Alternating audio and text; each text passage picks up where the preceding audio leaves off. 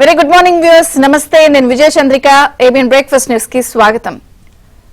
గాలి వానలో వాన నీటిలో పడవ ప్రయాణం, తీరమెక్కడో గమ్యమేమిటో తెలియదు పాపం అంటూ ఒక బాటసారికి సంబంధించిన పాట ఇది. అగమ్య గోచరంగా జీవితం మారిపోయినప్పుడు అసలు ఎటూ వెళ్లలేని పరిస్థితి, ముందు చూస్తే నొయ్యి వెనకాల చూస్తే గొయ్యి అన్నంత పరిస్థితిలో ఆ పాటని ఆ సినిమాలో ఆ హీరోకి పెడతారు. అయితే అసలు చాలా పాపులర్ పాట ఇది. ఇక్కడ ఆ బాటసారి ఆ గమ్యం ఏమిటో తెలియకుండా ఉన్నది ఎవరు అంటే మాజీ సీఎం వైఎస్ జగన్మోహన్ రెడ్డి గారు. నిజంగా చెప్పాలి అంటే మొన్నటి జరిగినటువంటి ఎన్నికల్లో కూటమి హోరు గాలిలో ఆయన ఎట్లా కొట్టుకుపోయారంటే కేవలం 11 స్థానాలకే పరిమితం అయ్యారు.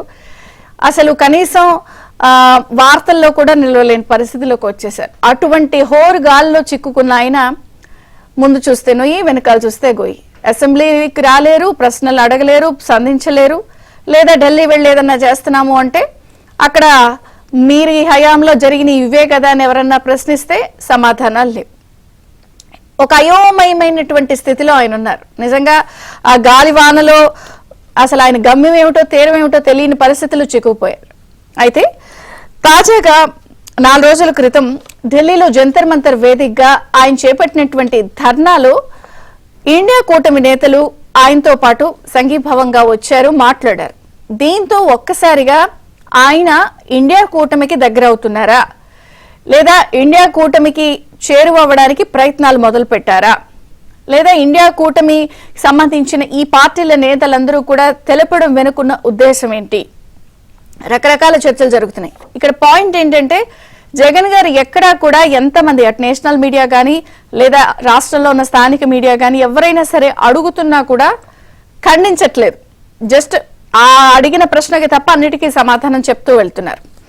అలాగే ఇక్కడ ఆసక్తికరమైన విషయం ఏంటంటే ఇప్పటికే ఆయన చెల్లెలు షర్మిల గారు కాంగ్రెస్ లో ఉన్నారు. మొన్నటువంటి జరిగినటువంటి ఎన్నికల్లో హోరాహోరీగా కాంగ్రెస్ కూడా చాలా గట్టి పోటీ ఇచ్చింది. కేవలం షర్మిల గారి వల్లే 10% ఆయనకున్నటువంటి 50%లో 10% ఓట్ బ్యాంక్ కి గండి పడింది అన్న విశ్లేషణ కూడా వినిపించిన నేపథ్యంలో అయితే ఇప్పటికే ఆ పార్టీ పరిస్థితి కుప్పకూలిపోయిన పరిస్థితి.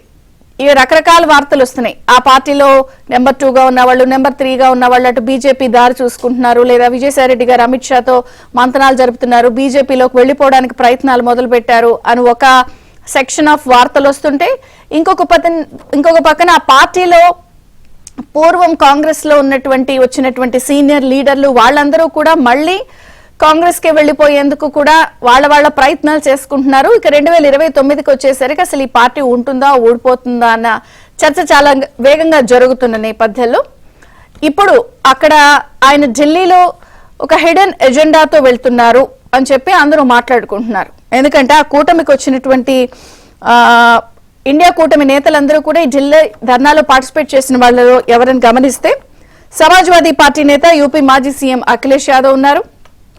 అలాగే శివసేన నుంచి ఉద్దవ్ గ్రూప్ వాళ్ళ నుంచి సంజయ్ రౌత్ వచ్చారు. అన్నా డిఎంకే నుంచి తంబిదురై, టీఎంసీ నుంచి నదీముల్ హక్ వచ్చారు. అలాగే ముస్లిం లీగ్ నుంచి కొంతమంది నేతలు వచ్చారు. వీరితో పాటు ఆమ్ ఆద్మీ పార్టీ నుంచి రాజేంద్ర పాల్ గౌతమ్ వచ్చారు. ఒక కాంగ్రెస్ వామపక్షాలు మినహా మెజారిటీగా ఉన్నటువంటి ఇండియా కూటమి నేతలు వచ్చిన నేపథ్యంలో మరి ఏంటి నిజంగానే ఆయన ఇండియా కూటమికి దగ్గర అవుతున్నారా అంటే నిన్న మనం చూసాం అసెంబ్లీ సెషన్ జరుగుతున్నప్పుడు లాబీల్లో కూడా ఏపీ ఆర్థిక మంత్రి పయ్యావులో కేసు మాట్లాడినటువంటి అంశం కూడా చాలా హాట్ టాపిక్ గా వైరల్ అయింది. ఆయన అసలు ఈ ధర్నా చేపట్టడం వెనకే ఉద్దేశమే అంతా కూడా ఆ ఇండియా కూటమికి ఎలా దగ్గర అవ్వాలి అన్నదే అసలు ప్లాను. ఎందుకంటే ఇప్పుడు మేము బీజేపీ, టీడీపీ, జనసేన ఒక కూటమిగా ఉన్నాం. ఆయనకి ఇక్కడ బీజేపీ చేర్చుకునో లేకపోతే దగ్గర రానిచ్చే అవకాశం లేదు కాబట్టి ఇక ఆయనకు పొలిటికల్ గా భవిష్యత్ రాజకీయం దృష్టిలో పెట్టుకుని అక్కడ ఈ ధర్నా వెనుక చేస్తున్న ఉద్దేశం ఇది అంటూ ఆయన చేసిన కామెంట్స్ కూడా చాలా వైరల్ గా మారాయి. మొత్తంగా ఎట్లా చూడాలి?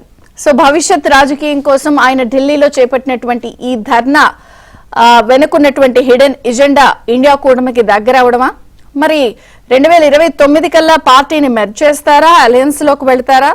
మరి ఎందుకు ఈ వార్తలు వైఎస్ జగన్ గారు ఖండించటం లేదు? మొత్తంగా ఏం జరుగుతోంది? ఈ అంశాలన్నీ తెలిసే ఆయన చెల్లెలు షర్మిల కొంత దూకుడుగా వ్యవహరిస్తోందా? ఒకవేళ వస్తే పరిస్థితి ఏమిటి అన్న నేపథ్యంలో అటు ఈ పరిణామాలన్నింటినీ కూడా బీజేపీ ఎలా చూస్తోంది? ఇంకొక పక్కన అటు రాజ్యసభ ఉంది, మన మీదే ఉన్నారు అని చెప్పి ఆయన పరోక్షంగా అంటున్న నేపథ్యంలో, స్టేట్మెంట్స్ ఇస్తున్న నేపథ్యంలో మరి బీజేపీ ఎట్లా చూస్తుంది ఈ అంశాన్ని? టీడీపీ పరిస్థితి ఏంటి? వాళ్ళు కూడా ఈ అంశాన్ని మాట్లాడిన నేపథ్యంలో నిజంగా ఈ హిడెన్ ఎజెండా ఇదేనా అని జరిగినటువంటి పరిణామాలను ఎలా చూస్తారు? నిజంగా ఆ ఇండియా కూటమిలో ఉన్నటువంటి పార్టీలంతా కూడా ఆయన ధర్నాకు వచ్చి ఆయనకి సంఘీభావించి మాట్లాడడాన్ని ఎలా చూడాలి? ఆయన అటు వెళ్ళిపోతున్నారు, అటు దగ్గర అవుతున్నారు అని వస్తున్న వార్తల్ని మీరు ఎలా చూస్తారు? దీంట్లో మనం ఇప్పుడు ఫస్ట్ రూల్ రాజకీయంలో పర్మనెంట్ స్నేహితులు లేరు, పర్మనెంట్ విరోధులు లేరు, అందరికి తెలుసు. రెండోది ఏంటంటే ఎవరు ప్రయోజనాలు వాళ్ళు చూసుకుంటారు, ఏ పార్టీ అయినా. ఈవేళ ఆంధ్రప్రదేశ్ లో ఇండియా కూటమికి అసలు ప్రెజెన్స్ లేదు. అంటే వాళ్ళకి ఎమ్మెల్యేలు లేరు, ఎంపీలు లేరు, ఇంకా పెరుగుతానికి ప్రయత్నం చేస్తున్నారు, లేదు, ఖాళీగా ఉన్నది స్థలం ఎవరన్నా వస్తే. తర్వాత జగన్మోహన్ రెడ్డి గారు కూడా ఆయన ఇంట్రెస్ట్ ఆయన చూసుకుంటారు కదా. ఆయన ఓడిపోయినా ఆయనకి ఎమ్మెల్యేలు ఉన్నారు, ఎంపీలు ఉన్నారు, ఓట్స్ ఉన్నాయి.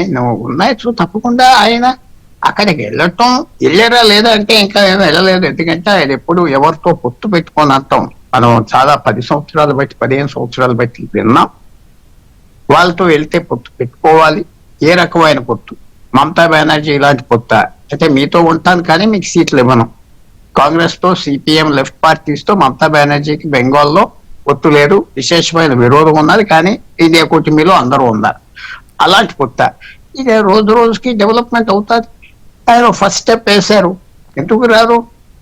అందరూ వస్తారు. ఎవరైనా ఏ పార్టీ ధర్నా చేసినా కొంచెం ప్రెజెన్స్ ఉంటే తెలిస్తే వస్తారు. వాళ్ళకి ఏమి ఇబ్బంది ఉన్నది? అఖిలేష్ యాదవ్ వాళ్ళకి అందరూ వస్తారు. సో మనం రాబోయే రోజుల్లో చూసేది ఏంటంటే జగన్మోహన్ రెడ్డి గారు ఆయన స్ట్రాటజీ ఏంటి, ఆయన వ్యూహం ఏంటి ఆయన ఆలోచించుకుంటారు. రిస్క్స్ ఉన్నాయి దీంట్లో. అక్కడికి వెళ్ళి వాళ్ళతో కూర్చుంటే బీజేపీతో పర్మనెంట్ విరోధం కాదు, విరోధీలు ఎప్పుడు పర్మనెంట్ కాదు, ప్రస్తుతం మళ్ళీ వాళ్ళతో విరోధం అవుతారు. ఆయన ఏమంటాడు అంటే రాష్ట్రంలో నా విరోధీలందరూ మీతో కూర్చున్నారు కాబట్టి నేను ఇక్కడ కూర్చున్నానంట. సో ఇదే అంతా మనకి అంటే అలాంటి స్కోప్ ఉందా? నిజంగా మీరు ప్రిడిక్ట్ చేస్తున్నారా అలాంటి స్కోప్ ఉంది? రేపు పొద్దున వెళ్తారు, జాయిన్ అవుతారు, లేదా అలయన్స్ పెట్టుకుంటారు, లేదా మెర్జ్ అయిపోతారు? అది మర్జర్ అదే ఉండదు, మర్జర్ అస్సలు ఉండదు. ఎందుకంటే ఆయన మర్జర్ అవ్వరు. ఏ రీజనల్ పార్టీ మర్జర్ అవుతారు, పెట్టుకుంటారా లేదా అంటే అలాగే ఇక్కడే ఓట్లు లేవు. ఇండియా అలయన్స్ కి అది తులసిరెడ్డి గారికి ఎక్స్క్యూజ్ ఏమన్నా 2% ఏదో వచ్చినాయి. చాలా గట్టిగా ప్రయత్నం చేసినా పెరగలేదు. సో అసలు మర్జర్ ప్రశ్నే ఉండదు. అసోసియేట్ ఫ్యూచర్ లో అవుతారు. మనకి ఎవరో ఒక పెద్ద రాజకీయ వ్యక్తి ఎవరు చెప్పక్కర్లేదు. ఇది కామన్ సెన్స్ ఎప్పుడు కూర్చోరు. ఇది నాకు ఎవరు లేని ఐసోలేట్ కాలేదని చెప్పుకున్నారు, ఒక స్టెప్ తీసుకున్నారు. ఆయన ఇప్పుడు మళ్ళీ ఆయన డిస్కస్ చేస్తున్నాం కదా. సో ఫ్యూచర్ మనం ఎవరు ప్రిడిక్ట్ చేయలేం. కానీ ఆయనకు ఆప్షన్స్ ఉన్నాయి, వెళ్ళి వాళ్ళతో కలవచ్చు. కలిస్తే దేశవ్యాప్తంగా నాకు పెద్ద కూటమితో సంబంధం ఉన్నది. తర్వాత ఆయన కూడా క్యాల్కులేట్ చేసుకుంటాడు ఈ కూటమికి ఫ్యూచర్ ఉన్నదా లేదా. ఏ కూటమికి? ఇండియా అలయన్స్ కి. మళ్ళీ ఫెయిల్ అయిపోతారా 29లో? ఫెయిల్ అయిపోతే మళ్ళీ చాలా అది ప్రాబ్లమ్స్ వస్తాయి. 29 చాలా దూరంగా ఉన్నది, 5 సంవత్సరాల దూరం. చాలా ప్రయాణం చేయాలి 29కి. అందువల్ల మనం చూసేది ఏంటంటే ఎస్ ఆయన ఒక సిగ్నల్ ఇచ్చాడు, నేను వాళ్ళతో కలిసి ఉంటాను కదా, వాళ్ళతో అసోసియేట్ అవుతాను. వీళ్ళకి సిగ్నల్ ఇచ్చారా? బీజేపీ వాళ్ళకి కూడా బ్లాక్ మెయిల్ చేసే అంత సిగ్నల్ ఇచ్చారా? సిగ్నల్ అది రహస్యంగా గదిలో పంకాలు వేసేది ఉన్న గది కాదు కదా, పబ్లిక్ గా జంతర్ మంతర్లో కూర్చున్నారు కదా, అందరూ చూసాం కదా. సిగ్నల్ కాదు, అది ఓపెన్ గా సిగ్నల్ అంటే మీరు ఓకే వీళ్ళతో మాట్లాడినందుకు వీళ్ళ సిగ్నల్. కానీ గత ప్రభుత్వంలో ఉన్నప్పుడు కొంత బీజేపీతో చక్కగా మంచి టర్మ్స్ లో ఉన్నారు. అలా ఉన్నప్పుడు ఇప్పుడు రాజ్యసభలు ఉన్నాయి, వచ్చిన వెంటనే ప్రెస్ మీట్లు పెడుతున్నారు, మాకు రాజ్యసభలు ఉన్నాయని చెప్పి సిగ్నల్స్ ఇస్తున్నారు. అందుకని ఎవరికి ప్లస్ సిగ్నల్, ఎవరికి బ్లాక్ మెయిల్ సిగ్నల్? అందరికీ సిగ్నల్ కదా, వాళ్ళకి ఓపెన్ గా సిగ్నల్. బీజేపీ కూడా ఒక అధికార పార్టీ అధికారం కోసం ఉన్న పార్టీ. వాళ్ళు ముందరికి వెళ్ళిపోవటాన్ని చూసుకుంటారు కానీ దయా ఏం ఉండవు కదా. రాజకీయంలో మీరు ఓడిపోయారంటే చాలా దూరంగా ఉంటారు అందరూ. మళ్ళీ మాట్లాడి కొన్ని రోజులు మళ్ళీ వస్తున్నారంటే మాట్లాడదాం. అసలు అంతా కూడా ఇప్పుడు వాళ్ళే హాట్ టాపిక్ కాబట్టి. తులసిరెడ్డి గారు నమస్తే అండి, బ్రేక్ఫాస్ట్ న్యూస్ కి స్వాగతం. సో ఇండియా కూటమికి దగ్గర అయిపోతున్నాడు జగన్. సో 29 గేమ్ గా ఇప్పుడు ఢిల్లీలో చేసినటువంటి ధర్నా ఉనుకున్న హిడెన్ ఎజెండా ఇదే, సీక్రెట్ స్కెచ్ ఇదే. మరి ఇండియా కూటమికి కాంగ్రెస్ లీడ్ కాబట్టి హెడ్ కాబట్టి లీడ్ చేస్తుంది కాబట్టి అలయన్స్ ని ఏం చెప్తారు? మా ఆంధ్రప్రదేశ్ లో 4 జాతీయ పార్టీలు, 3 ప్రాంతీయ పార్టీలు. జాతీయ పార్టీలు కాంగ్రెస్, బీజేపీ, సిపిఐ, సిపిఎం. ప్రాంతీయ పార్టీలు వైకాపా, టీడీపీ, జనసేన. ఈ 7 పార్టీల్లో అంటే వైకాపా కాకుండా మిగతా 6 పార్టీల్లో వీళ్ళు ఎవరన్నా అక్కడికి పోయి ఉంటే దానికి సిగ్నిఫికెన్స్. కాబట్టి కాంగ్రెస్ పోలేదు, సిపిఎం పోలేదు, సిపిఐ పోలేదు, టీడీపీకి వ్యతిరేకంగా చేస్తున్నాడు, బీజేపీ పోలేదు, జనసేన పోలేదు. దీని గురించి పెద్ద చర్చ ఏముంది దీంట్లో? కాబట్టి వీళ్ళు ఎవరన్నా పోయింటే కనుక డెఫినెట్ గా ఇది సీరియస్ అంశమే. ఇక్కడ పోయిన వాళ్ళు ఎవరు? ఈ రాష్ట్రానికి సంబంధం లేని పార్టీ. ఎస్పీ ఇండియా కూటమి ఉండొచ్చు, అది ఒక సెపరేట్ పార్టీ. ఎస్పీకి ఈ రాష్ట్రంలో సంబంధం ఏం లేదు కదా. కాబట్టి తృణమూల్ కాంగ్రెస్, ఆమ్ ఆద్మీ పార్టీ, ఏడీఎంకే అయితే కనుక ఇండియాలోనే లేదు, అది వచ్చేసి బయట ఉంది. కాబట్టి ఇక్కడ శివసేన గాని, ఐయుఎంఎల్ గాని ఈ రాష్ట్రంతో ఓటింగ్ శాతం గాని, సీట్లు గాని ఏమి సంబంధం లేని పార్టీలు ఉన్నాయి. కాబట్టి ఇది పెద్ద చర్చనీయ అంశం కాదు. జనరల్ గా నేను కూడా రాజ్యసభలో 6 ఏళ్ళు ఉన్నా కదా, ఢిల్లీలో పిలుస్తా అంటే పోతా ఉంటారు. మరి అదేదో సిద్ధాంత పరంగానో పార్టీ పరంగానో పూర్తి వ్యతిరేకం కాకపోతే కన్నా జనరల్ గా పిలిస్తే పోతా ఉంటారు. అంతే తప్ప దీనికి వచ్చేసి వీళ్ళు పోయిన దానికి పెద్ద సిగ్నిఫికెన్స్ ఉంది అనుకోవడం లేదు నేను. అది నంబర్ 1 పాయింట్.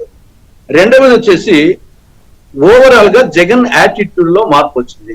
ఇంతవరకు ఏం చెప్పారు జగన్ గాని ఆయన పార్టీ వాళ్ళు కానీ, సింహం సింగిల్ గా వస్తుంది, సింహం సింగిల్ గా వస్తుంది అని చెప్పేవాళ్ళు. అది ఇంకా ఆ కాన్సెప్ట్ నుండి బయటకు వచ్చారు. ఇంకా సింహం కాదు అది మామూలుగా అనే స్థాయికి వచ్చారు.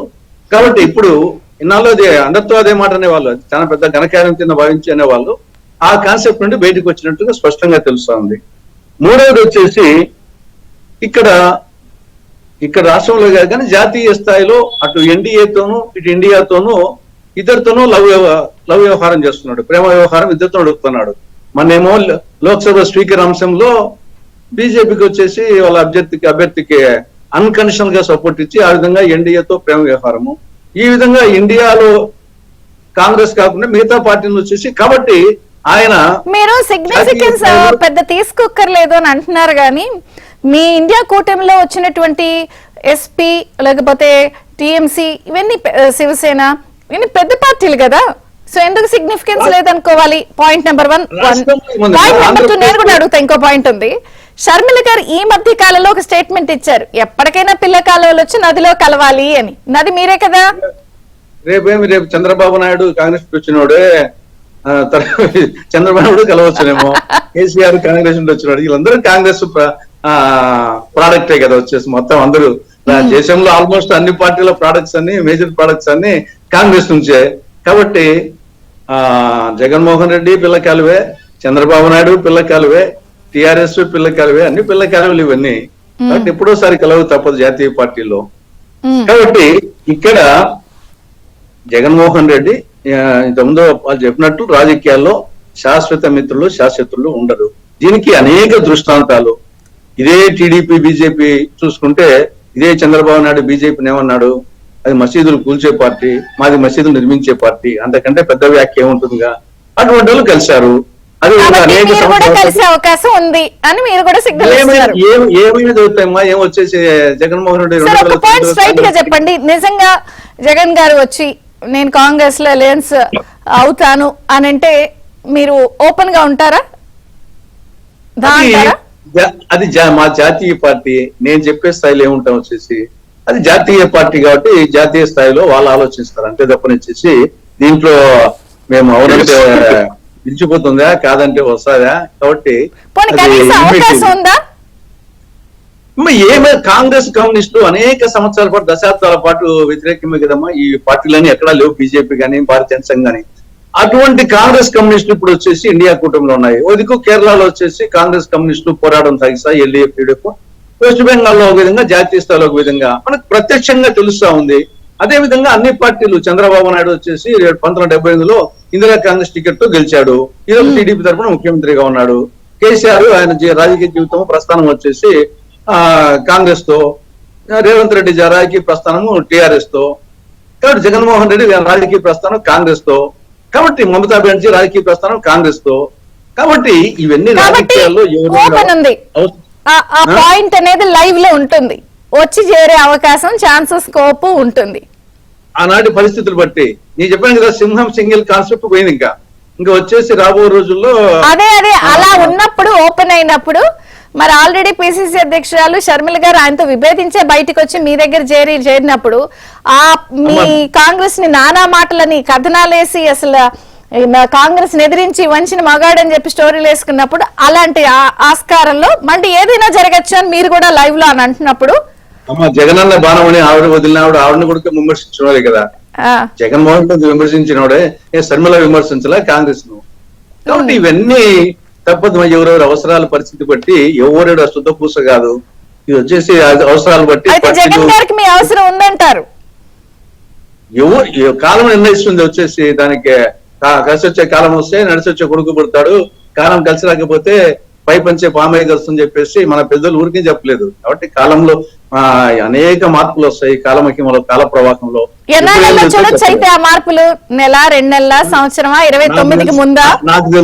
నాకు తెలిసి ఈ ధర్నాకు దానికి సంబంధమే లేదు. ఎందుకంటే ఆయన ఎవరికి ఫోన్ చేసినట్టు ఊరికి పైకి అన్నాడు కానీ, ఆయన ఎవరికి ఫోన్ చేశాడు? మల్లికార్జున ఖర్గేకి ఫోన్ చేశారా? సోనియా గాంధీ గారికి ఫోన్ చేశారా? బీజేపీని కాంగ్రెస్ ఇద్దరిని పిలిచాను ధర్నాకని చెప్తున్నారు. అన్నాడు. ఎవరు పిలిచారు? ఎవరితో మాట్లాడినాడు? అది చెప్పలేదు. వచ్చేసి ఎవరితో మాట్లాడినాడు? మల్లికార్జున ఖర్గేతోనా మాట్లాడినా, లేదా ఆంధ్రప్రదేశ్ సంబంధించి రాహుల్ గాంధీకి చేశారేమో. మరి అదే చెప్పాలి కదా, వాళ్ళిద్దరు చెప్తే కానీ తెలియదు. మరి వచ్చేసి ఆయన వచ్చేసి కాంగ్రెస్ తో మాట్లాడినాడు, ఎవరితో మాట్లాడని చెప్పలేదు. కాబట్టి ఇది నాకు రెగ్యులర్ గా ఇవాళ కూడా బెంగళూరులోనే ఉంటున్నారంటున్నారు. డికే శివకుమార్ గారితో చెప్పారేమో, చెప్పించారేమో. ఆయన ముఖ్యమంత్రి కాకముందు ఆయన మొత్తం బెంగళూరులో ఉండింది. ఆయన ఏదో మళ్ళీ ముఖ్యమంత్రి అయినాక వచ్చాడు కానీ తాడేపల్లి అంత ముందు వచ్చేసి బెంగళూరులో కొన్నాళ్ళు, పార్టీ పెట్టినాక హైదరాబాద్ లో చేస్తున్నటువంటి ధర్నా వెనుక ఇండియా కూటమికి దగ్గర అవడమని మీ ఆర్థిక మంత్రి పయ్యావుల్ గారు కూడా అంటున్నారు. అంటే ఏ బేసిస్ తో అంటున్నారు, ఎలా చెప్తున్నారు మీరు? గుప్రాంగ్ చంద్రిక గారు, అట్లాగే పెద్దలిద్దరికి, అట్లాగే బాజీ గారికి కూడా నా నమస్కారం. అందులో 100% నిజమందనే మేమైతే బలంగా నమ్ముతున్నాం. ఎందుకంటే ఇక్కడ నుంచి ఢిల్లీకి పోయే ముందు కలిసి వచ్చే పార్టీలతో అందరినీ ఆహ్వానిస్తాం, మద్దతు తీసుకుంటాం, మద్దతు మేము తీసుకొని ధర్నాల్లో పార్టిసిపేట్ చేస్తామన్నారు. దాని మీద చాలా విమర్శలు వచ్చాయి. ఏదైనా ఎవరెవరు మద్దతు ఇస్తారా అని చెప్పేసి చాలా మంది ఎదురు చూశారు. సో అక్కడ మీరు అన్నట్టు యూపీ నుంచి, మహారాష్ట్ర నుంచి, తర్వాత తమిళనాడు నుంచి ఏఐడిఎంకే, ఈ రకంగా ఒక 3-4 పార్టీల్లో ఉన్నటువంటి ఎమ్మెల్యేలు, తర్వాత నార్త్ లో ఒక ముస్లిం పార్టీ ఒక్కటి, వాళ్ళు మద్దతు ఇచ్చారు. ఆశ్చర్యకరంగా ఇక్కడ తిరుమావళవన్ అనేసి ఒక ఎంపీ ఉంటాడు తమిళనాడులో. ఆయన కాంగ్రెస్ పార్టీ మన జరిగిన ఎంపీ ఎలక్షన్స్ లో పొత్తులో ఉన్నటువంటి ఒక లోకల్, ఒక ఏరియాకి సంబంధించినటువంటి పార్టీ, అతని ఎంపీకి కూడా ఎలక్ట్ అయ్యాడు కూడా. ఆయన్ను కూడా వీళ్ళు ఆహ్వానించారు. ఆయన ఆహ్వానించేటప్పుడు మాట్లాడక మునుపు ఆయన్ను గురించి ప్రస్తావిస్తూ విజయసాయి రెడ్డి తమిళ్లో చాలాసేపు మాట్లాడాడు. తలైవారు ఇది అది అనుకుంటా చాలాసేపు మాట్లాడాడు. ఆయన straight away, I'm inviting mister Jaganmohan Reddy come and join in India alliance అని క్లియర్ గా he was invited in that meeting. ఇంతకంటే క్లియర్ గా ఏం చెప్పాలి? ఆయన ఆహ్వానం కూడా అందుకునేసాడు ఆ మీటింగ్ లో.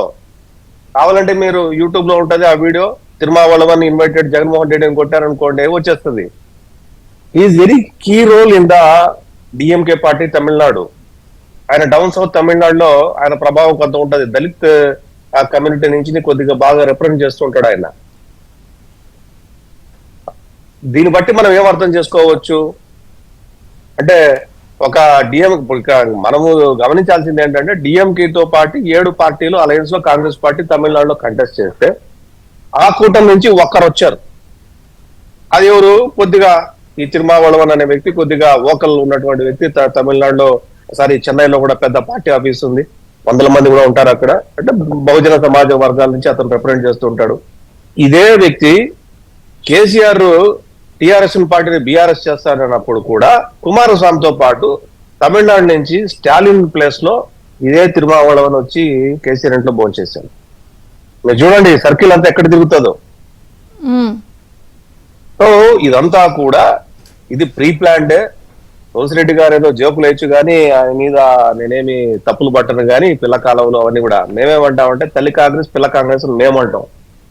అది ఎప్పటికీ పిల్ల కాంగ్రెస్ అనేది తిరుమావళవన్ ఇన్విటేషన్ మాత్రం బట్టి అర్థం చేసుకోవచ్చు. ఒక్క డిఎంకే సంబంధించిన లీడర్ అన్నంత మాత్రాన నన్ను వెళ్ళిపోతారా?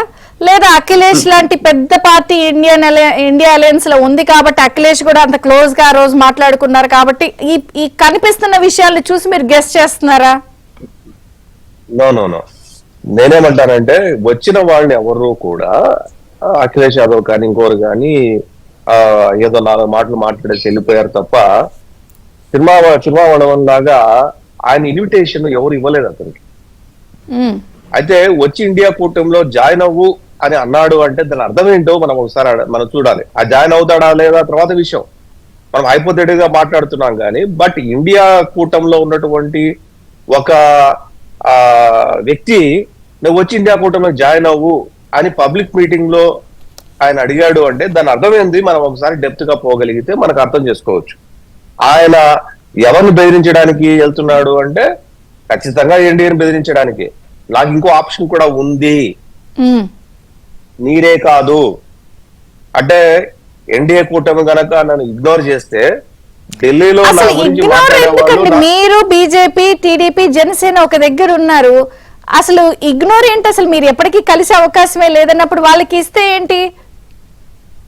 It is not the point. Politics లో 2x2 4 కాదు, గుర్తు పెట్టుకోండి చంద్రిక. ఎప్పుడు 2x2 = 2.5 అవుతుంది.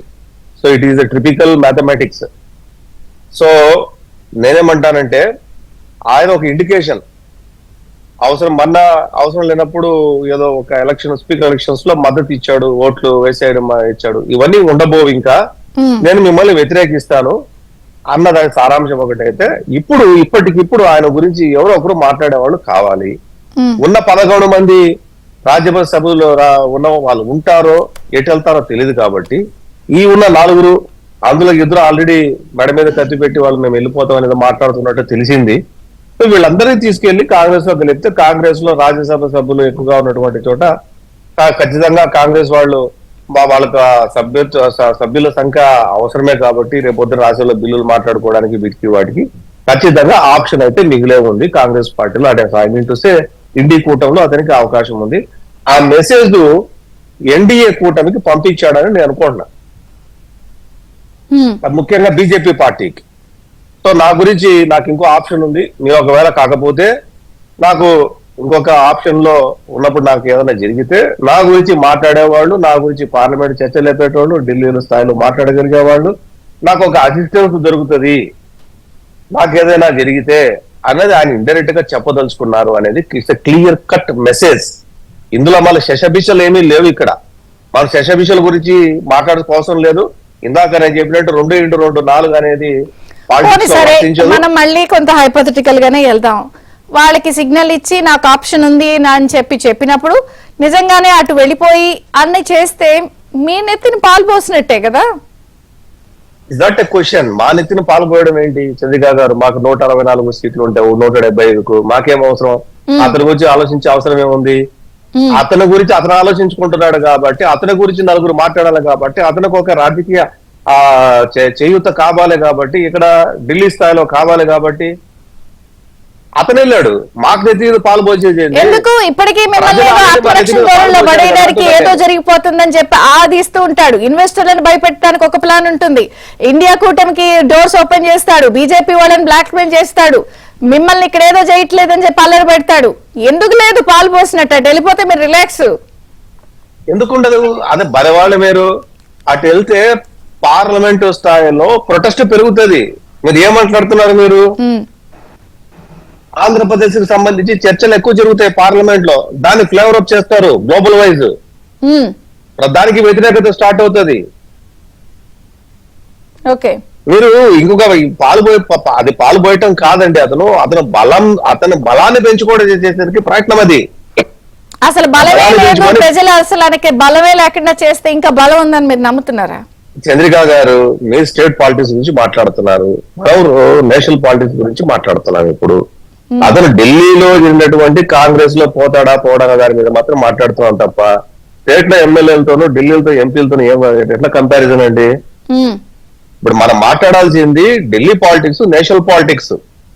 అసలు ఎప్పుడన్నా నేషనల్ నేషనల్ పాలిటిక్స్ ఎవరితోనా ఉన్నాడా? ఇందాక పుల్లారావు గారు కూడా అన్నారు ఎప్పుడు ఎవరితోనూ లేడు, అసలు నేను సింహం సింగిల్ అని చెప్తూ ఉంటాడు. తులసిరెడ్డి గారు కూడా దాన్ని అదే మాట అన్నారు.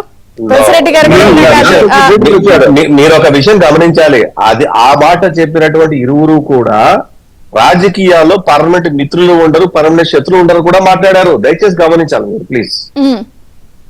శరద్ పవారు తర్వాత నార్త్ ఈస్ట్ లో ఒక లీడరు, ఇంకొక leader, it is about 25 years back, పేర్లు గుర్తులేదు కానీ నాకు ఆ ముగ్గురు రాజకీయంగా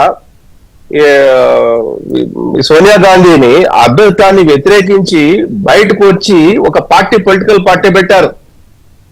ఉమ్. సోనియా గాంధీని వ్యతిరేకించి ఆమె విదేశీయురాలని చెప్పేసి పబ్లిక్ గా మాట్లాడి, ఉమ్. అందులో ఇంకొక నార్త్ ఈస్ట్ స్టేట్ అతను పక్కా క్రిస్టియన్, ఈ వందో ఆయన వ్యతిరేకించి బయటకు వచ్చిన తర్వాత రాజకీయంగా తిరిగి మళ్ళీ కాంగ్రెస్ కి మద్దతు ఇచ్చారు. మీరు రాజకీయంలో నేను ఇందాక చెప్పాను 2x2 4 కాదు, అది 5 అవ్వచ్చు, 3 అవ్వచ్చు, సో 4 అయితే కాదు. కంపల్సరీ అక్కడ ఓపెన్ అయి ఉంది, ఒక మెసేజ్ బీజేపీకి ఇచ్చారు. ఇక్కడ ఇది వెళ్ళడానికి క్లియర్ ఉంది, క్లియర్ కట్ బీజేపీకి ఒక సో మీకు సమాచారం ఉంది. బ్లాక్ మెయిల్ ఇది అంటే కొద్ది సమాచారం అవసరం లేదండి, ఇది క్లియర్ కట్, ఇది బ్రాడర్ స్పెక్ట్రమ్ లో ఆలోచించాల్సిన విషయం తప్ప స్టేట్ కు కన్ఫైన్ అయిన మాట్లాడితే మనం ఏం చేయలేం. ఈ స్టేట్ కన్ఫైన్ ఇష్యూ కాదు, ఇది లార్జర్ ఇష్యూస్ లో ముడిపడినటువంటి అంశం. ఇది నేను చెప్తున్నాను కదా, తిరుమావళవన్ అనే వ్యక్తి ఎంపీ, మీరు నెట్ లో కొడితే గూగుల్లో కొడితే ఇప్పుడు ఆయన స్పీచ్ వస్తే దాదాపు 9-10 నిమిషాలు ఉంటది. ఆ రోజు నేను ఆ తిరుమావళవన్ వచ్చినప్పుడు ఈజ్ వెరీ గుడ్ స్పీకర్, అంటే వోకల్ గా బాగా మాట్లాడతాడు ఆయన. నేను సాక్షి టీవీలో ఆ రోజు చూశాను ఇతను ఏం మాట్లాడతాడు అని. మాట్లాడినప్పుడు సడన్ గా ఈ invited Jaganmohan Reddy into the INDI party, INDI కూటమి. Okay, India get literally surprise. ఎందుకు ఇంత ఓపెన్ గా ఇతను ఇన్వైట్ ఎందుకు చేస్తున్నాడు without having any permission from the all the political parties from the INDI? అంటే అక్కడ ఇతనేంటంటే ఢిల్లీలో బలం పుంజుకోవడానికి, ఢిల్లీలో అతని శక్తి కూడగొట్టుకోవడానికి, అవుతుందా కాదా నేను మాట్లాడను. సో చంద్రిక గారు, ఢిల్లీలో తన శక్తిని పెంచుకోవడానికి అవసరమైతే ఇతని కోసం నలుగురు వచ్చి రోడ్డు మీద కూర్చొని ప్రొటెస్ట్ చేయడానికి ఎవరికి ఆయనతో అవసరం ఉంది, ఎన్డీఏకి అవసరం లేదు. ఇండియా కూటమి ఎప్పుడో అట్లా కాదు. పుల్లారావు గారు క్లియర్ గా చెప్పారు, రాజకీయ శత్రువులు లేరు, మిత్రులు లేరు, ఎప్పుడు ఏదైనా జరగచ్చు. తల్లి కర్మాలకి తులసిరెడ్డి గారు ఇంకో స్టేట్మెంట్ ఇచ్చారు, పిల్ల కాలువలు మళ్ళా వచ్చి కలవాల్సిందే అన్నట్టు. అక్కడ షర్మిల గారు అన్నారు, తులసిరెడ్డి గారు అలా లాస్ట్ మంత్ ఎప్పుడో షర్మిల గారు ప్రెస్ మీట్ లో వచ్చి పిల్ల కాలువలన్నీ నదిలో కలుస్తాయన్నారు. నేనేమంటానంటే ఇప్పుడు ఎన్డీఏ కూటమికి కూడా ఎంత ఎక్కువ మద్దతు ఉంటే పాలక పక్షాన్ని ప్రశ్నించడానికి అవకాశం ఉంటది అన్నది ఓటింగ్లు గాని, బిల్లులు గాని, డిస్కషన్స్ గాని, పార్లమెంట్ బిజినెస్ టైం గాని, బిజినెస్ టైం కన్జ్యూమ్ గాని. ఒకసారి దీన్ని బీజేపీ ఎలా చూస్తుందో చూద్దాం. అసలు ఒకసారి బీజేపీతో మాట్లాడదాం. సారీ బాజీ గారు, little late. Very good morning, welcome to breakfast news. మిమ్మల్ని బ్లాక్ మెయిల్ చేస్తూ అక్కడ ఆఫర్ ఇస్తూ వెళ్లేందుకు కూడా అవకాశం ఉంది. ఢిల్లీలో జరిగినటువంటి ధర్నా లేదా దాని వెనుకున్న ఎజెండా ఇదే అని అంటున్నారు. అసలు మీరు దీన్ని ఎలా చూస్తున్నారు? గుడ్ మార్నింగ్ చంద్రిక గారు, అదేవిధంగా పెద్దలిద్దరికి నమస్కారాలు తెలియజేస్తూ గుడ్ మార్నింగ్ విద్యాసాగర్ గారు, చూస్తున్న వ్యూవర్స్ అందరూ కూడా శుభోదయం. ఈ బ్రేక్ఫాస్ట్ న్యూస్ కి ఒకటి ఇవాళ ఈ రోజు ఒక చిన్న సందర్భం ఉందండి, గుర్తు చేసుకోవాల్సింది మీకు చెప్తాను, మీ ద్వారా నేను ప్రజలకు తెలియజేస్తా ఉన్నాను. ఒకటి, మిసైల్ మ్యాన్, భారత రత్న, భారత మాజీ రాష్ట్రపతి డాక్టర్ ఏపీజే కలాం గారు మన దేశాన్ని రక్షణ రంగంలో అత్యున్నత స్థానంలో నిలబెట్టి ప్రపంచానికి తీటుగా భారతదేశం యొక్క కీర్తిని అజరామరం చేసినటువంటి మహానుభావుడు. ఆయన యొక్క జయంతి ఈ రోజున, ఈ సందర్భంగా వారికి నివాళులు తెలియజేస్తూ మీ అంశంలోకి వెళ్లే ముందు ఒక మాట చెప్దామని చెప్పి చేశాను. ఒకటేంటంటే 4 రోజుల క్రితం చంద్రయ్య గారు ఢిల్లీ నుంచి కాపాడండి కాపాడండి కాపాడండి అనే అరుపు వినపడ్డాయండి ఆంధ్రప్రదేశ్ కి. అని ప్రజలందరూ అనుకున్నారు. కాపాడండి కాపాడండి అంటే ఎక్కడ ఏం జరిగింది, ఆంధ్ర వాళ్ళకి ఏం అన్యాయం జరిగిందా, ఇంతకాలం అన్యాయంలో బతికాం కదా, ఇది మొన్న ఎలక్షన్ జరిగిన తర్వాత మంచి జరిగిందని అనుకుంటుంటే మళ్ళీ కాపాడండి కాపాడండి అని అరుపులు పడుతున్నాయి ఏంటని చెప్పానంటే, ఆయన ప్రజాస్వామ్యాన్ని కాపాడమని చెప్పని వైఎస్ఆర్సీపీ అధినేత జగన్మోహన్ రెడ్డి గారు అరుస్తున్నారని చెప్పన్నారు. మాకందరికి ఏమర్థం అవుతుందంటే, మేము బ్రహ్మాండంగా ఉన్నాం, మళ్ళీ ఆంధ్రప్రదేశ్ రాష్ట్రంలో అభివృద్ధి వెలుగులు వెలిగేటువంటి పరిస్థితి వచ్చింది, ప్రతి ఆంధ్రుడు కూడా గర్వంగా మేము బాగుపడబోతున్నాం అనేటువంటి ఆలోచనతో పోతున్నటువంటి స్థితిలో ఆయన కాపాడండి అంటే ఆయన్ని కాపాడండి అని చెప్పని అరుస్తున్నాడేమో, ఎవరైనా వచ్చి పాపం చేయించి కాపాడతాడేమో అని చెప్పని అనుకున్నటువంటి పరిస్థితి. అయినా ఈ రోజు మీరు మొదలెట్టినటువంటి ప్రశ్న ఏదైతే ఉందో, ఆయన కాంగ్రెస్ లో చేరతాడా ఎన్డీఏలో చేరతాడా అనేది వాస్తవంగా ఇది ప్రశ్న, లేకపోతే ఆ ప్రశ్నార్థకమైనటువంటి ప్రజలు ఇంటికి పంపించినటువంటి రకరకాల చర్చలు ఉన్నాయి. ఒకటి మీకు గుర్తుండే ఉంటుందో లేదో, ఆయన ఎలక్షన్ ఓడిపోయి వారం 10 రోజులకు ఒకసారి ప్రశ్న ఎప్పుడో అడ్రస్ చేశారు. మనకి మన అవసరం పడదా బీజేపీకి, రాజ్యసభలో మనం ఉన్నాము అని ఒక స్టేట్మెంట్ ఇచ్చి వాళ్ళ లీడర్స్ ఓపెన్ చేసి ఉంచారు దాన్ని. సేమ్ టైం వచ్చి మీ దగ్గరే ధర్నాలు చేస్తున్నారు. ఇండియా కూటమి నాయకులందరితో కూడా నేను ఇన్వైట్ చేశాను, మిమ్మల్ని పిలిచా వాళ్ళు పిలిచా, కానీ వచ్చిన వాళ్ళందరూ ఇండియా కూటమిలో ఉన్న పార్టీలు. ఇందాక టీడీపీ వాళ్ళు కూడా ఏమంటున్నారు, డిఎంకే వాళ్ళు మమ్మల్ని ఓపెన్ గా వాళ్ళని ఇన్వైట్ చేశారండి, ఇది బీజేపీకి బ్లాక్ మెయిల్ కి ఇచ్చాడు అని ఆయన విద్యాసాగర్ గారు అంటున్నారు. ఇది ఓకే అండి, ఇది నేను అందుకని అన్నాను, ఇది ప్రశ్న లేకపోతే ప్రశ్నార్థకమైనటువంటి ప్రజలు ఇంటికి పంపించినటువంటి జగన్మోహన్ రెడ్డి గారి యొక్క మీద మీరు చేస్తున్నటువంటి పరిహాసం అనేటువంటి అనుమానం ప్రజలకు కలుగుతా ఉందండి. ఇక నేను ఒక మాట ఎందుకని అంటానంటే, ఆయన 151 సీట్లు ఇచ్చినప్పుడు 2019లో ఆయన మాట్లాడినటువంటి మాటలు ఒకసారి రిపీట్ చేస్తా ఉన్నాను. దేవుడు దయ తలవలేదు, ప్రజలు ఆశీర్వాదం ఇచ్చినప్పటికీ కూడా కేంద్రంలో బ్రహ్మాండమైనటువంటి 302 సీట్ల మెజారిటీతో కేంద్రంలో బలం వచ్చింది, మన మీద ఆధారపడేటువంటి పరిస్థితి రాలేదు, అటువంటి పరిస్థితి వస్తుందని చెప్పని ఊహించాను, వచ్చినట్టయితే నేను ప్రధానమంత్రి, నా భార్య ముఖ్యమంత్రి, నా బామ్మర్ది హోం మంత్రి, ఇట్లా A2 A1 మొత్తం కూడా పోస్టులు పెట్టుకున్నారండి పాపం. కానీ విధి వక్రించింది. ఆ రోజున ఆయనకి ఇచ్చినటువంటి 151తో ఏదైతే వైఎస్ఆర్ రక్తంతో నువ్వు పరిపాలించవయ్యా మగడ అంటే, ఆ రక్తాన్ని చిందేలేటువంటి కార్యక్రమం చేసినటువంటి గుండెపోటు కాస్త గొడ్డలపోటు అవనం కానివ్వండి, చెల్లెల చీర మీద చేసినటువంటి కామెంట్లు కానివ్వండి, చెల్లెల మీద వేసినటువంటి విసురులు కానివ్వండి, ప్రజలు అర్థం చేసుకున్నారు. నీచుడు ఇతనికి అధికారం ఇచ్చినందువల్ల కుటుంబం కూడా రోడ్డున పడినటువంటి పరిస్థితి అయింది, తల్లి పారిపోయింది, చెల్లి మిగలకుండా పోయింది, బాబాయ్ లేకుండా పోయాడు, కాబట్టి ఇతనికి మనం తీర్పు ఇవ్వాలనుకున్నారు, ప్రజలు తీర్పు ఇచ్చారు. ఆ విషయం మర్చిపోయాడు. అప్పుడు సింహం అన్నా సిద్ధమన్నా లేకపోతే మీ బిడ్డ మీకు మేలు చేశాడని చెప్పని గగ్గోలు పెట్టినా ప్రజలు ఆశీర్వించకపోవడానికి కారణం ఏంటంటే, ప్రజాస్వామ్యం బతికుండాలని ప్రజలు నిరంతరం కోరుకుంటారు చంద్ర గారు. దాని ఫలితంగానే ప్రజాస్వామ్యాన్ని ఈ రాష్ట్రంలో బతికించుకోవడం కోసం ప్రతి ఆంధ్రుడు నడుం పెట్టాడు. ఎవరైతే అతన్ని మద్దతు తెలపాలనుకున్నారో వాళ్ళలో ప్రేమికులు కాంగ్రెస్ కున్నారా, లేకపోతే చంద్రబాబు నాయుడు గారికి వ్యతిరేకంగా ఉన్నారా, లేకపోతే బీజేపీకి వ్యతిరేకంగా ఉన్నారా, వీళ్ళందరూ ఎవరైనా పాపం మద్దతు ఇచ్చుంటే నా 40% ఓట్ల కోసం నేను మళ్ళీ రాజకీయాల్లోకి వస్తాను, లేకపోతే హిమాలయాల్లోకి వెళ్ళిపోతానని చెప్పినటువంటి పెద్ద మనిషి ఈసారి ఖచ్చితంగా హిమాలయాలు పంపిస్తారు తప్ప. అంటే స్టేట్ లో ఏపీలో మీ కూటమి ప్రభుత్వం వైట్ పేపర్స్ ఇస్తుంది, దాన్ని వచ్చి ఆయన సమాధానం చెప్పట్ల. చిన్న ఒక రౌడీ షీటర్ హత్య, సరే దాని విచారణ జరుగుతోంది, దాన్ని బూచిగా చూపించి ఇక్కడ ఏదో అయిపోతుందని వచ్చి ఇదిగో నాకు ఈ పార్టీలందరూ నాకు సపోర్ట్ వచ్చారు అనే పిక్చర్ ఇస్తూ మీకు బ్లాక్ మెయిల్ చేయడానికి, లేదా విచారణలు లేట్ అవడానికి, లేదా నేను ఇంకా ఉన్నాను రాజ్యసభలో మీకు నా అవసరం కావాలనే మెసేజే కదా. అవసరాలు రాజ్యసభలో ఉన్నాయి, మేము చేస్తామనేటువంటి గతంలో బెదిరింపులు ఏవైతే ఉన్నాయో, మణిపూర్ సంఘటన మీద 32 గంటల పాటు జరిగినటువంటి సభా చర్చ వేదికలో దాదాపు ప్రధానమంత్రి 3 గంటలు మాట్లాడినటువంటి దాంట్లో జరిగినటువంటి బల పరీక్షలో వైఎస్ఆర్సీపీకి సంబంధం లేకుండా మణిపూర్ బల పరీక్షల అంశం మీద బల పరీక్ష పెడితే దానిలో విశ్వాసంలో నెగ్గినటువంటి భారతీయ జనతా పార్టీ నాటి ప్రభుత్వం లెక్క ప్రకారం ఈనాడు రాజ్యసభలో బలాబలాలు కాదండి, ప్రజల పక్కన నిలబడి ప్రజల సంక్షేమం కోసం, దీర్ఘకాలిక దేశ ప్రయోజనాల కోసం పనిచేయడం కోసం మద్దతు ఇస్తే ఇస్తారు, ఇవ్వకపోతే మానేస్తారు. మద్దతు ఇవ్వనంత మాత్రం ఆ బిల్లు ఆగిపోయినంత మాత్రం ఆగదండి. అవకాశం వచ్చినప్పుడు ఈ దేశం బాగుండాలన్నప్పుడు, జగజ్జనైనటువంటి భరత మాత అండగా ఉండాలనుకున్నప్పుడు ఖచ్చితంగా భారతదేశంలో అనేకమైనటువంటి తీసుకోరు జగన్ హెల్ప్ రాజ్యసభలో. దేశ రక్షణ కోసం, దేశ సంబంధించిన భద్రతా అంశాల కోసం, దేశ అభివృద్ధి కోసం కావలసిన అంశాల్లో కావలసిన విధంగా భారతీయ జనతా పార్టీ నేతృత్వంలో ఎన్డీఏ కూటమి సహచరులతో కలిసి నిర్ణయాలు తీసుకుంటుంది. అప్పుడు ఉన్నటువంటి పరిస్థితులు బట్టి, ఆనాడు రాజకీయాలు బట్టి మనం జరగాల్సినటువంటి అవసరం. పెద్దలిద్దరు చెప్పారు, పుల్లారావు గారు లాంటి రాజకీయ విశ్లేషకులు చెప్పినటువంటి మాట, అదేవిధంగా తులసిరెడ్డి గారు చెప్పిన మాట యాక్సెప్టబుల్.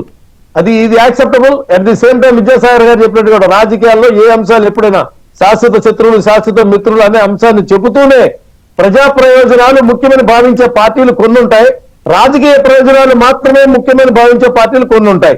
ఈ ప్రాంతాల అభివృద్ధి చెందాలని, దేశం చెందాలని పార్టీలు కొన్ని ఉంటాయి, కుటుంబాలు మాత్రం అభివృద్ధి చెందాలని పార్టీలు కొన్ని ఉంటాయండి. ఒక బ్రేక్ తీసుకుందాం, చర్చ కొనసాగుతుంది. గారు, సో పార్టీస్ వర్షన్స్ అందరూ విన్నారు. ఓపెన్ గా ఉంది, ఛాన్స్ ఉంది, ఏదైనా జరగచ్చు, గురువు ఎగరవచ్చు, కలిస్తే తప్పేంటి, కలవచ్చు, ఆస్కారం ఉంది. ఇవి ఇప్పుడు ఓవరాల్ గా అయితే మనకు వచ్చిన 3 పార్టీస్ నుంచి వచ్చిన పాయింట్. ఒకటి, ఏం జరుగుతుంది ఇక్కడి నుంచి అంటే నా క్వశ్చన్ మేజర్ గా ఏమిటి అంటే, ఇప్పుడు స్టేట్ లో పరిస్థితులు బాగలేదు జగన్ గారికి, సెంటర్ లో ఎన్డీఏ కూటమి చక్కగా వీళ్ళంతా వెళ్తున్నారు. బీజేపీకి వ్యతిరేకంగా ఆపోజిట్ గా ఉన్నటువంటి ఎన్డీఏ అలయన్స్ దగ్గరికి వెళతారా, అలా రాజకీయం చేస్తారా? ఆయన పోయి ఆయన తవ్వుకున్నట్టు కదా, అంత అమాయకుడు ఆయన. First and foremost Akhilesh Yadav Congress పార్టీతో సంప్రదించకుండా వస్తాడా ఆ మీటింగ్ కి? వచ్చి కూర్చుంటాడా?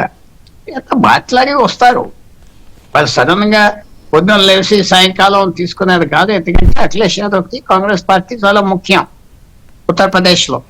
తప్పకుండా సంప్రదించి వెళ్ళమన్నారు. ఇదంతా ఆలోచించి చేసిన పని.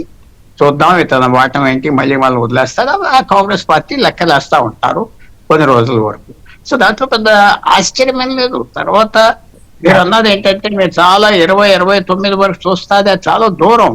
నేను చెప్పేది పాలిటిక్స్ లో ఒక వారం రోజుల ముందలు చూస్తే చాలు. ఆ వారం రోజుల ముందలకి ఆ పని అయిపోతా ఉంటుంది. పాలిటిక్స్ ఎలాగ వస్తుందో మనం చెప్పలేం. తర్వాత అన్నిటికంటే ముఖ్యం ఏంటంటే, అందరు పొలిటీషియన్స్ ఆప్షన్స్ ఆలోచిస్తారు కదా, ఆప్షన్స్ ఆలోచించుకుంటారు కదా. డిఎంకే ఎందుకు రాలేదు, ఏడీఎంకే కూడా వచ్చి కూర్చున్నాడు 9 అది కూడా కొన్ని చిన్న ఆ రోజు కుర్చీ ఏర్పాట్లు కూడా మళ్ళీ వెళ్ళి వాళ్ళతో కూర్చున్నామంటే జోక్ అయిపోతామని రాలేదు. తెలిగా తీసుకుంటారు. అఖిలేష్ యాదవ్ వచ్చి కూర్చున్నాడంటే కాంగ్రెస్ పార్టీ తప్పకుండా సంప్రదించి నువ్వు వెళ్ళి కూర్చో, తర్వాత మెల్లిగా చూద్దామని చేశారు. వాళ్ళు ప్లాన్ చేసుకుంటారు జగన్మోహన్ రెడ్డి గారిని వాడుకోవటానికి. ఈయన కూడా రాజకీయ నాయకుడు కూడా ఆయన వాడుకుంటాడు. అందరు చేసే పనే కదా ఇది. కాంశీరామ్ అన్నట్టుగా, లేకపోతే జగజీవన్ రామ్ అన్నట్టుగా ఇవన్నీ ఎన్జిఓస్ కాదు కదా. అధికారం కోసం, పవర్ కోసం పొలిటికల్ పార్టీస్ ఉన్నాయి. ఇటు వెళ్తారు, ఎటు వెళ్తారు, అది మనం ఏం ఆశ్చర్యపోకర్లేదు. ఏమున్నదా లేదా, ఏమవుతుంది. సో ఇది కూడా కొంత సంప్రదించి వెళ్లే అవకాశం ఉంది పెద్ద పార్టీ కాబట్టి. రైట్, తులసిరెడ్డి గారు, సరే ఇక్కడ కాంగ్రెస్ రాలేదు, ఏదైనా జరగచ్చు అని అనుకున్నా ఆ పాయింట్ పక్కన పెడితే, జైరాం రమేష్ గారు కొంత వైసీపీకి సపోర్ట్ గా ఈ పార్లమెంట్ సెషన్ జరుగుతున్నప్పుడు ట్వీట్లు పెట్టారు. సో ఇప్పుడు మళ్ళీ గబగబా వచ్చేస్తే కొంత ఉన్న శర్మిల గారికి ఇబ్బంది అయ్యే అవకాశం కూడా ఉంది అనేది ఒక చర్చ ఉంది. అదొక సర్కిల్లో చర్చ ఉంది. ఇప్పుడు పుల్లారావు గారు కూడా చర్చించే వచ్చే అవకాశం కూడా ఉంది. అంటే ఇవన్నీ ఆలోచిస్తున్నారా మీరు, బయటకు మళ్ళీ ఇబ్బంది అవుతుందని? అమ్మా, ఇక్కడ మా గురించి మా సైడ్ నుండి పెద్ద ఆలోచించాల్సింది ఏం లేదు. జగన్ సైడ్ నుండి ఆలోచించాలా. జైరాం రమేష్ గారు ట్వీట్ వేశారు.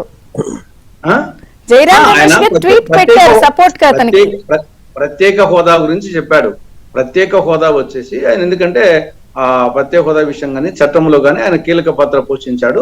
ఇక్కడ ప్రత్యేక హోదా బీహార్ మాట్లాడుతుంది, ఒరిస్సా మాట్లాడుతుంది. ఇక్కడ ఆంధ్రప్రదేశ్ లో వచ్చేసి అధికార పార్టీ మాట్లాడలేదు, టీడీపీ గానీ జనసేన గానీ. అక్కడ వచ్చేసి ఆ అఖిలపక్ష మీటింగ్ లో వైకాపా వాళ్ళు మాట్లాడినారు అని ప్రత్యేక హోదా నేపథ్యంలో ఆయన చెప్పింది. అంతేగాని అది వైకాపాను దృష్టిలో పెట్టుకుని చెప్పింది కాదు. ఇక్కడ జగన్మోహన్ రెడ్డికి సంబంధించి ఒకటి కేసుల గురించి ఆయన మీద ఉన్నాయి కాబట్టి, కేసుల గురించి అయితే ఎన్డీఏ అంటే బీజేపీకి అనుకూలంగా ఉండాల్సిన పరిస్థితి అనుకుంది. అందుకోసం వచ్చేసి మన లోక్సభ స్పీకర్ ఎన్నికల సందర్భంగా కూడా బీజేపీ వాళ్ళు అడిగారు, ఆయన అన్కండిషనల్ గా ఇచ్చాడు. కాబట్టి అది ఒకటి. ఇప్పుడు కూడా వచ్చేసి బీజేపీ నోడుగా పిలిచినా అంటున్నాడు. ధర్నాకు వచ్చేసి బీజేపీ నోడుగా పిలిచినా ఆయన చెప్పాడు, కాంగ్రెస్ ని పిలిచాను, బీజేపీ పిలిచినాను. కాబట్టి కేసుల వరకు అది. రెండవది ఏమంటే, టీడీపీ బీజేపీ ఇక్కడ కూటమిలో ఉన్నాయి కాబట్టి నేచురల్ గా వచ్చేసి ఆంధ్రప్రదేశ్ సంబంధించి టీడీపీ కూటమిలో బీజేపీ ఉంది కాబట్టి ఇది ఒక ప్రతికూలమైన అంశం. బీజేపీకి సంబంధించి కేసులకు సంబంధించి బీజేపీతో అనుకూలంగా ఉండాలా. ఇక్కడ ఆంధ్రప్రదేశ్ లో ఉన్న రాజకీయం బట్టి బీజేపీ టీడీపీ ఒకటిగా ఉన్నాయి కాబట్టి ఇక్కడ బీజేపీ కాబట్టి ఆయన ఒక కన్ఫ్యూజింగ్ స్టేట్ లో ఆయన రాజకీయం ఆయన ఆడుతున్నాడు. రెండవది వచ్చేసి కాంగ్రెస్ వరకు మా వరకు ఇప్పటికీ ఆంధ్రప్రదేశ్ లో బీజేపీ అంటే బి అంటే బాబు, జే అంటే జగన్, పి అంటే పవన్ అనేది మా అభిప్రాయం. ఎందుకంటే జగన్ ఇక్కడ ఇద్దరు సౌతుల ముద్దుల మూడు సినిమా రాజకీయం ఆడుతుంది. ఇక్కడేమో వచ్చేసి కొట్లాడతారు, అక్కడేమో వచ్చేసి బీజేపీకి ఒకవైపు టీడీపీ ఒకవైపు వైకాపా. కాబట్టి ఇద్దరు సౌతుల ముద్దుల మూడు సినిమా ఆటకం ఆడుతుంది. కాబట్టి మా దృష్టిలో వచ్చేసి ఇక్కడ బీజేపీ అంటే మా దృష్టిలో అంతే. తర్వాత నెక్స్ట్ ఇంకోటి లాస్ట్ పాయింట్, రాజకీయాల్లో బండ్లు ఓడలు బండ్లు అవుతుంటాయి. ఇది చాలా ఫ్రీక్వెంట్ గా అవుతుంటుంది. తర్వాత ఏ రాజకీయ పార్టీ ఒకసారి పడిపోయినట్టు కాదు, అలా లేస్తానే అలా పడిపోతుంటది, లేస్తా ఉంటది. మనకు అనేక దృష్టాంతాలు. బీజేపీని తీసుకుంటే 2 సీట్ల నుండి 303కి వచ్చింది, మళ్ళీ 240కి పడిపోయింది. కాంగ్రెస్ 414 నుంచి 44కి వచ్చింది, మళ్ళా 99కి వచ్చింది. అదే టీడీపీ 102 నుండి 23కి వచ్చింది, మళ్ళీ 135కి వచ్చింది. మనము తమిళనాడు రాజకీయాలు చూస్తే డిఎంకే 7 స్థానాలు ఉండేది 221కి వచ్చింది, ఏడీఎంకే 225 నుండి 4కు పడిపోయింది. ఇంకా అంత అన్ని అయిపోయింది, జాయిన్ అయితే షర్మిల గారు ఏం చేస్తారు? హైపోథెటికల్ గా వైకాపాను జగన్మోహన్ రెడ్డి చాలా దుసాకారంగా తీసేయడం కూడా కరెక్ట్ కాదంటున్నాను. అతను వచ్చేసి మనం రాజకీయాల్లో వచ్చేసి అతను ఇంకా ఏం అయిపోయినట్టుగా అనేది సింపుల్ గా కర్యాభక్తిని తీసిపారేయడం కరెక్ట్ కాదంటున్నాం. పుల్లారావు గారు ఏదో చెప్తున్నారు సార్. ఒకవేళ కాంగ్రెస్ పార్టీ జగన్మోహన్ రెడ్డి గారితో పొత్తు పెట్టుకోవాలంటే 2 నిమిషాలు ఆలోచించారు. ఆంధ్రప్రదేశ్ కాంగ్రెస్ లో మార్పు చేయడానికి 30 సంవత్సరాలు బట్టి ఉన్న ఆదిత్య చౌదరి ఎంపీని వెస్ట్ బెంగాల్ ని బయటికి పొమ్మన్నారు. సో అది జ్ఞాపకం పెట్టుకోండి. అసలు తులసిరెడ్డి గారు క్షమించాలి, నేను ఈ మాట అన్నాను. కాంగ్రెస్ పార్టీ ఆంధ్రప్రదేశ్ క్యాల్కులేషన్ లో అక్కడ లేదు. ఈయన వస్తానంటే కూర్చోమని. అప్పుడు షర్మిల గారు గెట్ అవుట్. అది ఇంకా అసలు నేను చెప్పింది అలాగే ఉంది. అంతే కదా, వాళ్ళు లెక్క పెట్టరు కదా. అది అంటే పెద్దోళ్ళు కాదు కదా. విద్యాసాగర్ గారు చెప్పండి సార్, ఇందాక కూడా మీరు రైజ్ చేశారు, ప్లీజ్ కంటిన్యూ. ఇందాక బాజీ గారు మాట్లాడిన దాంట్లో రాజ్యసభ ఎంపీలు దాని మీద ఏంటంటే ఉండొచ్చు. ఇప్పుడేమి బీజేపీ ఎవరి మీద పడదు అనే దాని మీద మన ప్రస్తావన కాదు ఇక్కడ. అయితే మన నెంబర్ గేమ్ గురించి మాట్లాడుతున్నాం, కేవలం అవసరాల గురించే మాట్లాడుతున్నాం. అది ఎవరు అవసరం? అటు కాంగ్రెస్ కు అవసరం లేదు జగన్మోహన్ రెడ్డి, ఈరోజు ప్రస్తుతానికైతే ఇటు బీజేపీకి కానీ ఎన్డీ కూటమి కానీ అవసరమే లేనేలేదు. కానీ ఇతను అవసరం, ఒక కూటమి అవసరం అయితే జగన్మోహన్ రెడ్డికి ఉంది. ఎన్డీఏ కూటమికి ఇతను డోర్స్ క్లోజ్ ఆల్రెడీ. సో తెరిచున్నది, తెరుచుకోబోయేది, తెలిసే అవకాశం ఉన్నది ఏంటంటే ఇండి కూటమే. ఇక్కడ ఆయన ఆ కూటమితో జత కట్టి బీజేపీ మీద పోరాటం చేస్తూ ఈ రాష్ట్రంలో బలం పుంజుకొని మిగతా పార్టీల వాళ్ళని తీసుకొని వచ్చేసి అతను సెంట్రల్ లో బలపడితేనే ఈ రాష్ట్రాన్ని సర్వనాశనం చేయడానికి అవకాశం ఉంటది. కాబట్టి చాలా అంశాలు ఉన్నాయి. కేంద్రంతో మనకు ముడిపడిన అంశాలు చాలా ఉన్నాయి. ఆ ముడిపడిన అంశాలను ముందర పెట్టుకొని ఆంధ్రప్రదేశ్ రాజకీయం చేయడానికి అతనికి అవకాశం ఉంది. కాబట్టి ఇండియా కూటమి నుంచే అతను చాలా మంది అతను వచ్చి మాట్లాడు. నేను ఇందాక కూడా చెప్పాను, తిరుమావలవన్ అనే వ్యక్తి చర్చ చేయకుండా, పర్మిషన్ తీసుకోకుండా రాడు అని చెప్పాను. ఇప్పుడు కూడా వితౌట్ వాళ్ళు కాంగ్రెస్ పార్టీ అధిష్టానం యొక్క నిర్ణయాన్ని కాదని చెప్పి నేను వచ్చి జగన్మోహన్ రెడ్డికి వచ్చి కూర్చునే అవకాశం లేదు అంటున్నాను నేను. బీజేపీకి చాలా డోర్స్ రావడానికి ఛాన్సెస్ అని ఆలోచించే ముందే ఇప్పటి నుంచే రాజకీయం మొదలెట్టేశారు. కాంగ్రెస్ తెర వెనుకుంది. ఇక్కడ చంద్ర గారు చెప్పండి సార్. చంద్ర గారు, ఇక్కడ భావజాలం అనేది ఉంటుందండి, సిద్ధాంతం కూడా ఉంటుందండి. సిద్ధాంతం వ్యతిరేకంగా, భావజాలం వ్యతిరేకంగా, కాంగ్రెస్ వ్యతిరేకంగా పుట్టినటువంటి అనేక రాష్ట్రాల పార్టీలు మాత్రమే, దాదాపు 11 రాష్ట్రాల్లో ఆయా కాంగ్రెస్ వ్యతిరేక పార్టీలు పరిపాలన చేస్తా ఉన్నాయండి. ఇవాళ వాళ్ళతో పాటు ఉన్నటువంటి డిఎంకే కూడా కాంగ్రెస్ వ్యతిరేకంగా పుట్టిందే. వాళ్ళతో పాటు ఉన్నటువంటి సమాజ్వాదీ పార్టీ కూడా ఇవాళ కాంగ్రెస్ వ్యతిరేకంగా పుట్టిందే. ఈ ఆంధ్రప్రదేశ్ రాష్ట్రంలో వైసీపీ కూడా కాంగ్రెస్ వ్యతిరేకంగా పుట్టిందేనండి. కాంగ్రెస్ మీద, ఢిల్లీ మీద సవాల్ చేసి పుట్టింది. కలుస్తారా, కలవకపోతారా, కలిసినప్పుడు ప్రజలు ఆశీర్వదిస్తారా, ఆశీర్వదించకుండా వదిలేస్తారా అనేది భవిష్యత్తు రాజకీయాల్లో ఎవరైనా చూడాల్సిందేనండి. కాకపోతే జగన్మోహన్ రెడ్డి అనేటువంటి వ్యక్తి ఎవరైతే ఉన్నారో అతను ఒక నియంతృత్వవాది, అతను ఒక ఈ యొక్క సమాజం పట్ల ప్రజల పట్ల ఒక వైరాగ్య పూరితమైనటువంటి పరిపాలన చేసేటువంటి వ్యక్తిగా ప్రజలు భావించారు కాబట్టి అంత దారుణమైనటువంటి ఓటమిని ఆయనకి అప్పచెప్పారండి. ఈ పరిస్థితుల్లో ఆయన అడ్డుకోవడానికి ఎవరైనా సరే ఏదో 1000 మెగావాట్ల కరెంటు తీగలు పట్టుకుంటే ఎలాంటి పరిస్థితి అవుతుందో అలాంటి పరిస్థితి అనేటువంటి తులసిరెడ్డి గారు ఇప్పుడు మీరేదో సినిమా అయిపోయింది అంటున్నారు కానీ ఇంకా అతనికి చాలా సినిమా ఉందని ఇప్పుడు కూడా అన్నారు. అంత తక్కువగా తేలిగ్గా తీసి పడెక్కర్లేదని. ఈ పరిస్థితిలో అన్నాను కదండి నేను. సరే ఓకే